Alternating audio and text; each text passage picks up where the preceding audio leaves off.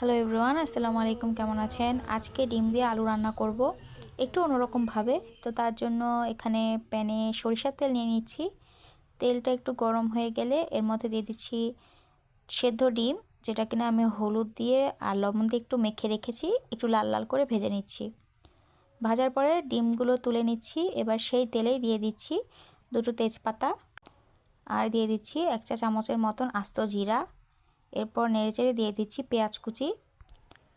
পেঁয়াজটা একটু হালকা কালার চেঞ্জ করলে চুলার আঁচটা একদম কমিয়ে দিতে হবে। এবার মশলা দেওয়ার পালা। তো প্রথমেই দিয়ে দিচ্ছি আদা রসুন বাটা, এরপরে দিচ্ছি জিরা বাটা, তারপর দিচ্ছি কাঁচামরিচের বাটা। এবার বাটা মশলাগুলো একটু ভুনে নিয়ে এতে দিয়ে দিচ্ছি হলুদের গুঁড়ো, মরিচের গুঁড়ো আর সাথে লবণ।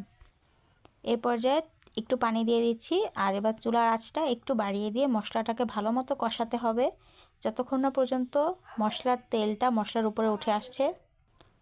মশলাটা ভালো মতো কষিয়ে নেওয়া হয়ে গেছে। এবার এতে আমি দিয়ে দিচ্ছি সেদ্ধ করে রাখা আলুটাকে আমি প্রায় অর্ধেকের বেশি সেদ্ধ করেছি, করে একটু হাত দিয়ে ছোট ছোট করে ভেঙে টুকরো করে নিয়েছি।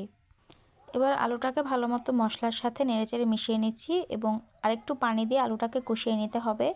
যেহেতু আলুটা পুরোপুরি সেদ্ধ হয়নি, তাই ভালো মতো কষানোর পরে এবার সেদ্ধ করার জন্য পানি দিয়ে আলুটাকে 5 মিনিটের জন্য ঢেকে দিচ্ছি। 5 মিনিট পরে আলুটা চেক করলাম, তো আলুটা একদম সেদ্ধ হয়ে গেছে। এবার হচ্ছে আমি তো যতটুক ঝোল রাখবো ততটুক পানি দিয়ে দিচ্ছি।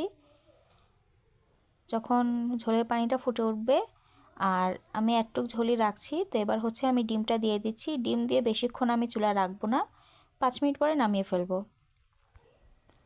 ঝোলটা একটু পাতলা থাকতে থাকতে তরকারিটা নামিয়ে ফেলবো, কারণ যেহেতু এখানে আলু দেওয়া হয়েছে ভেঙে, অতএব যখন এটা শুকিয়ে যাবে তখন আরও ঝোলটা টেনে যাবে।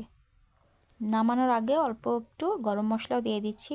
তো এই হচ্ছে তরকারির ফাইনাল লুক।